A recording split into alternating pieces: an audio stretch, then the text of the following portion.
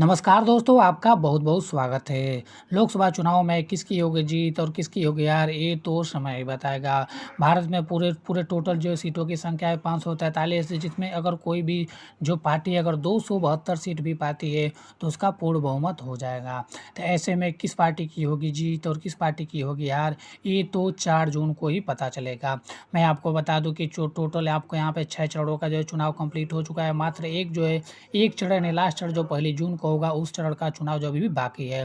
तो ऐसे में दोस्तों मैं आपको बता दूं कि एक चरण का जो है मतदान अभी बाकी है, जिसमें जो चुनाव का जो पड़ा यहाँ चरण जो है यहाँ पे किया गया था। 19 अप्रैल को पहला चरण हुआ, 26 अप्रैल को दूसरा, और 7 मई, 13 मई और 25 मई, जबकि 25 मई को जो है छठवां चरण का लास्ट, यानी शनिवार को जो है यहाँ पे 58 सीटों पे छठवां चरण का भी मतदान हो चुका है। तो मात्र एक चरण का ये चुनाव कंप्लीट यहाँ पे होना बाकी है, जबकि वो 1 जून को होगा। उसके बाद से चुनाव होते ही यहाँ पे मतदान होते ही 4 जून को जो है चुनाव का रिजल्ट निकलेगा, जिससे पता चलेगा किस पार्टी की होगी जीत और किस पार्टी हुई हार। ये तो 4 जून को ही पता चलेगा। तो ऐसे में मैं आपके लिए बहुत ही सही सटीक ओपिनियन पोल लेकर आया हूँ, जिसके माध्यम से आप जान जाएंगे कि किस पार्टी की सरकार बनना लगभग तय है। भूचाल आ चुका है, मंत्रियों का नींद उड़ चुका है। ऐसे में दोस्तों पूरी तरह उलटफेर हो चुके हैं। मैं आपको बता दूं कि यहाँ पे सभी राज्यों में कोई भी किसी का ठिकाना नहीं। तो इसमें बहुत ही सही सटीक ओपिनियन पोल के माध्यम से आप जान पाएंगे किस पार्टी की होगी जीत और किस पार्टी की होगी हार। तो ऐसे में आपको चाल आ चुका है। मैं आपको बता दूं कि सबसे पहले मैं उस राज्य के बारे में बता रहा हूँ जो पूरे भारत में सबसे ज़्यादा इस प्रदेश में सीटें हैं। तो ऐसे में उत्तर प्रदेश में जो है सबसे ज़्यादा जो है लोकसभा की सीटें हैं। टोटल यहाँ पे 80 सीटें हैं, जिसमें से बीजेपी को 55 सीटें और कांग्रेस को मात्र 25 सीटों से ही संतुष्ट करना पड़ेगा। मैं आपको बता दूं कि पिछले साल 2019 में जब लोकसभा का चुनाव हुआ था, तो उसमें बीजेपी को यहाँ से 64 सीटें मिली थी, जबकि इस बार जो है उन बीजेपी के जो सीटों में वो बढ़ोतरी हुआ है, जबकि कांग्रेस को यहाँ पे कम सीटें मिली थी। जबकि कांग्रेस को यहाँ पे पिछले पिछले साल की अपेक्षा यहाँ पे, यानी पिछले चुनाव जो हुआ था 2019 में लोकसभा का, उसकी अपेक्षा जो कांग्रेस का इस बार सीट अच्छा वहाँ से निकल रहा है।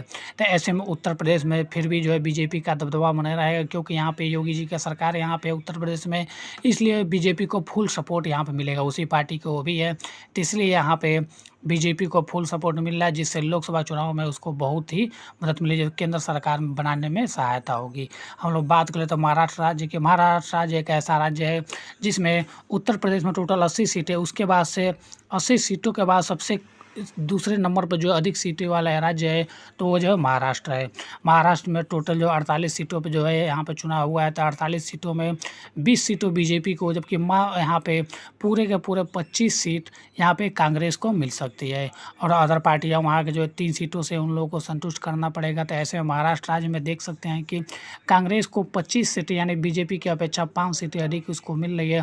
तो ऐसे में महाराष्ट्र में जो है कांग्रेस को दबदबा बनाए रहना है। लोकसभा चुनाव में किसकी होगी जीत और किसकी होगी हार, ये तो 4 जून को पता चल ही जाएगा।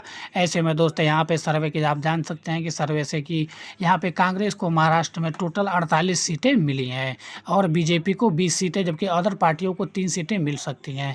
तो ऐसे में जो है कांग्रेस का दबदबा महाराष्ट्र राज्य में है। हम लोग बात कर रहे थे पश्चिम बंगाल की। पश्चिम बंगाल में जो है सरकार है ममता बनर्जी की, तो वहाँ पर टोटल 42 सीटें हैं, जिसमें से बीजेपी को वहाँ पर बहुत ही कम सीटें, यानी 15 सीटों से संतुष्ट करना पड़ेगा। और बात कर लेते हैं कांग्रेस की, तो कांग्रेस को वहाँ पे टोटल 25 सीटें मिल जाएंगी और वहाँ पे अदर जो पार्टी है उनको 2 सीटें मिल सकती है। तो ऐसे में जो कांग्रेस का दबदबा पश्चिम बंगाल में हमको नज़र आ रहा है। तो आप देख सकते हैं। हम लोग बात कर ले तमिलनाडु राज्य की। तमिलनाडु जो एक ऐसा राज्य है जिसमें 39 सीटें हैं, तो 39 सीटों में आप देख सकते हैं कि बीजेपी को मात्र 15 सीटें, जबकि वहीं पे भी कांग्रेस को ही 15 सीटें और अदर पार्टी को 9 सीटें मिल सकती हैं। तो ऐसे में जो कांग्रेस और बीजेपी का जो दबदबा तमिलनाडु में बिल्कुल सेम टू सेम है और अदर पार्टियों को वहाँ पे दबदबा नहीं है। हम लोग बात कर लेते हैं मध्य प्रदेश राज्य की। मध्य प्रदेश राज्य एक ऐसा राज्य है जहाँ पे लोकसभा चुनाव की सीटें जो है 29 सीटें हैं, तो 29 सीटों में 20 सीटें जो है बीजेपी को, जबकि मात्र 5 सीटों से ही संतुष्ट करना पड़ेगा कांग्रेस को, क्योंकि मध्य प्रदेश में यहाँ पे बीजेपी का दबदबा है, इसलिए जो है यहाँ पे बहुत सारे सीटें यहाँ पे निकाल रही है। हम बात कर रहे थे अदर पार्टी की। अदर पार्टी को मात्र 4 सीटें से संतुष्ट करना पड़ेगा, जबकि वहीं पे कांग्रेस को 5 सीटें और बीजेपी यहाँ से 20 सीटें निकाल सकती है। हम लोग बात कर लेते हैं गुजरात राज्य की। गुजरात राज्य एक ऐसा राज्य है जहाँ पे टोटल 26 सीटें हैं, जबकि 26 सीटों में 20 सीटें बीजेपी को, जबकि कांग्रेस को मात्र 5 सीटें और अदर पार्टी को 1 सीटें मिल सकती हैं।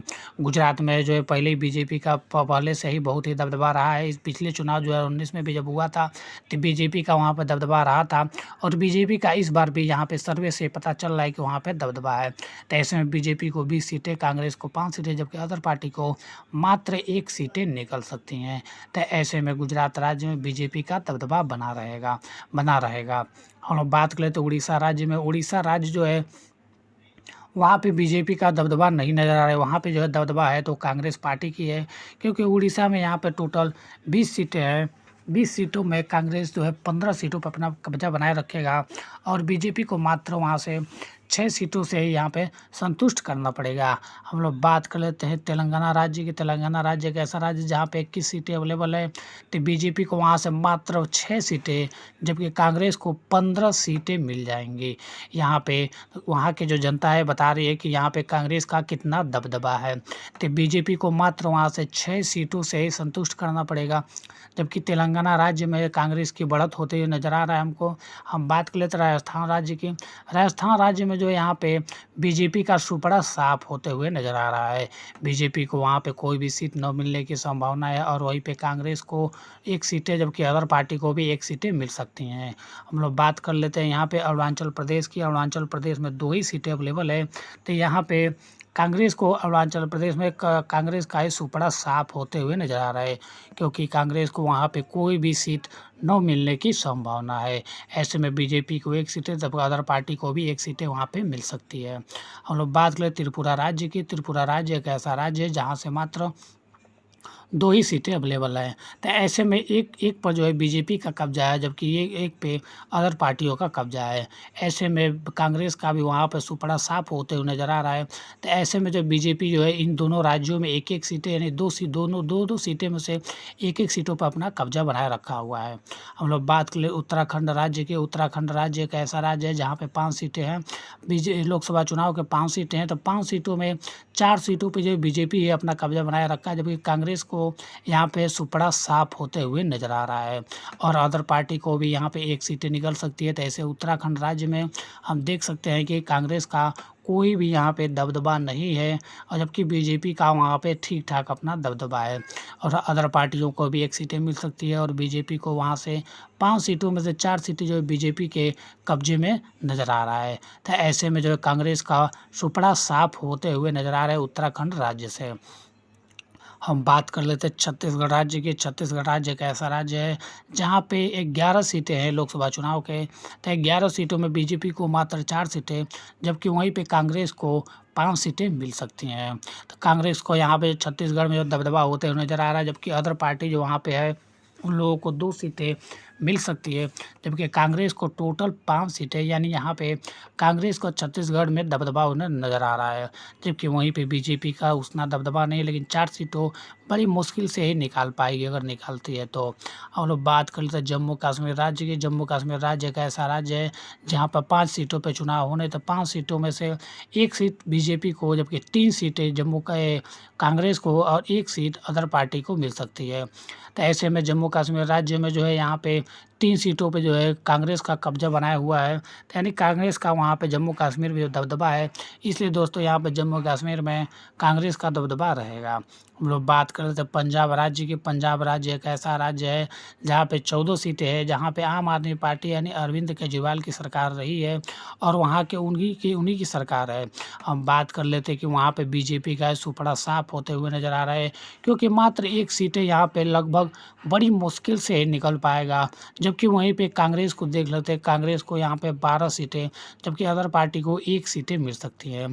जब पंजाब राज्य में कांग्रेस को बहुत ही शानदार बढ़त नज़र आ रहा है, मिल रहा है, जिसमें कांग्रेस को जो है दबदबा नज़र आ रहा है पंजाब राज्य में, जिसमें आम आदमी की सरकार रही है, इसलिए वहाँ पे कांग्रेस को फुल सपोर्ट मिल रहा है।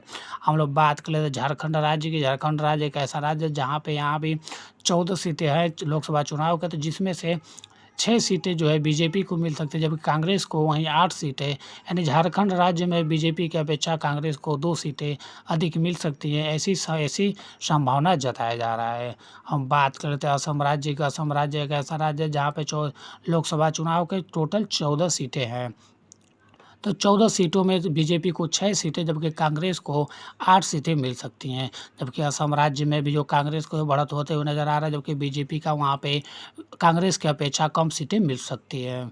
हम बात कर लेते हैं केरल राज्य की। केरल राज्य एक ऐसा राज्य है जहाँ पे लोकसभा चुनाव के टोटल 20 सीटें हैं। तो 20 सीटों में से 9 सीटें कांग्रेस को, जबकि 7 सीटें बीजेपी को और 4 सीटें अदर पार्टी को मिल सकती है। तो केरल राज्य में जो कांग्रेस की अपेक्षा बीजेपी का उतना वहाँ पे दबदबा नहीं है, क्योंकि मात्र बीजेपी को वहाँ से 7 सीटों से संतुष्ट करना पड़ेगा, जबकि वहीं पे जो है कांग्रेस को 9 सीटें मिल सकती है और वहाँ पे अदर जो पार्टियाँ हैं 4 सीटों पे अपना कब्जा बनाए रखी हैं। हम बात कर लेते हैं आंध्र प्रदेश राज्य की। आंध्र प्रदेश राज्य एक ऐसा राज्य है जहाँ पे लोकसभा चुनाव के टोटल 25 सीटें हैं। 25 सीटों पे चुनाव हुआ है, जिसमें बीजेपी को मात्र 5 सीटें मिल सकती हैं। 5 सीटों से ही बीजेपी को संतुष्ट करना पड़ेगा, जबकि वहीं पे कांग्रेस को 18 सीटें, जबकि अदर पार्टी को 2 सीटें मिल सकती हैं। आंध्र प्रदेश में कांग्रेस का जो है दबदबा बनाया हुआ है, इसलिए वहाँ पे इसका 18 सीटें निकलने की संभावना जताया जा रहा है, जबकि वहीं पे बीजेपी को मात्र 2 सीटें मिल सकती हैं और अदर पार्टी के हाथ में भी 2 ही सीटें जा सकती हैं। हम बात कर लेते हैं कर्नाटक राज्य की। कर्नाटक राज्य एक ऐसा राज्य है जहाँ पे लोकसभा चुनाव का टोटल 28 सीटें हैं। 28 सीटों में से बीजेपी को 15 सीटें, जबकि वहीं पे कांग्रेस को 13 सीटें मिल सकती है, जबकि अदर के खाते में कोई भी सीट न जाने की संभावना है। तो कर्नाटक राज्य में बीजेपी का थोड़ा दबदबा दिखाई दे रहा है कांग्रेस की अपेक्षा। तो ऐसे में जो है कर्नाटक में बीजेपी का दबदबा है। हम बात कर रहे थे हरियाणा राज्य के। हरियाणा राज्य एक ऐसा राज्य है जो पहलवानों का राज्य कहा जाता है। हम लोग बात कर लेते हैं कि यहाँ पे लोकसभा चुनाव के टोटल 10 सीटें हैं, तो 10 सीटों में से मात्र बीजेपी को 2 सीटें मिल सकती हैं और वहीं पे कांग्रेस को 8 सीटें मिल सकती हैं। ऐसे में हम बात कर लेते हैं हरियाणा राज्य में कांग्रेस का दबदबा यानी बढ़त होते हुए नजर आ रहा है। तो यहाँ पे बीजेपी का जो हरियाणा राज्य में सुपड़ा साफ होते हुए नजर आ रहा है। तो हरियाणा राज्य में जो कांग्रेस का दबदबा बना है। हम बात कर लेते हैं मेघालय राज्य की। मेघालय राज्य एक ऐसा राज्य है जहाँ पे लोकसभा चुनाव के 2 ही सीटें हैं। तो 2 सीटों पर चुनाव हो रहा है, तो यहाँ पे संभावना जता रही है कि दोनों के दोनों सीटें कांग्रेस को ही मिल सकती है, जबकि बीजेपी को यहाँ पे सुपड़ा साफ होते हुए नजर आ रहा है। जबकि अदर पार्टियां भी कोई यहाँ पे काम नहीं हो पा रहा है, तो अदर पार्टियों को भी कोई भी सीट नहीं मिलेगी, जबकि कांग्रेस को यहाँ पे दोनों सीटों पे कांग्रेस का ही बढ़त होते हुए नजर आ रहा है। हम लोग बात कर लेते दिल्ली राज्य की। दिल्ली राज्य जो भारत की राजधानी है, जहाँ पे आम आदमी पार्टी की सरकार है। अरविंद केजरीवाल वहाँ के मुख्यमंत्री है, जो कि एक केंद्र शासित प्रदेश है। तो वहाँ पे बीजेपी को मात्र 2 सीटों से संतुष्ट करना पड़ेगा। वहीं पे कांग्रेस जो है 7 सीटों से अपना बढ़त बनाए रखा है। तो यहाँ पे कांग्रेस को दिल्ली में जो है दबदबा बनाए रखना है, इसकी वजह है अरविंद केजरीवाल, जिसकी वजह से वो दबदबा बनाए हुए हैं। हम बात कर लेते हैं कि यहाँ पे उत्तराखंड राज्य की। उत्तराखंड राज्य एक ऐसा राज्य है जहाँ पे लोकसभा चुनाव के टोटल 5 सीटें हैं। तो 5 सीटों में मात्र बीजेपी को 2 सीटें, वहीं पे कांग्रेस को 3 सीटें मिल सकती हैं, ऐसी संभावना है। हम यहाँ पे बीजेपी का जो है 2 ही सीटों से संतुष्ट करना पड़ेगा, जबकि वहीं पे कांग्रेस को यहाँ पे बीजेपी की अपेक्षा कांग्रेस को 1 सीट से बढ़त नज़र आ रहा है। हम बात कर लेते हैं ऐसे में सभी आपको सही और सटीक जानकारी देने के बाद यहाँ मैं आपको बता दूं कि इसमें जो है एग्जिट पोल में पूरा भूचाल आ चुका है, उलटफेर हो चुके हैं, किसकी सरकार बनेगी और किसकी नहीं बनेगी। ये तो 7वें चरण में मैं आपको बता दूंगा कि 7वें चरण का ये जो एग्जिट पोल है, जिसके माध्यम से आप जान गए होंगे किस पार्टी की सीटें अधिक किस राज्य में निकलने की संभावना है। तो ऐसे में दोस्तों यहाँ मैं बता दूँ कि आज के लिए बस इतना ही। मिलते हैं नेक्स्ट वीडियो में, तब तक के लिए जय हिंद।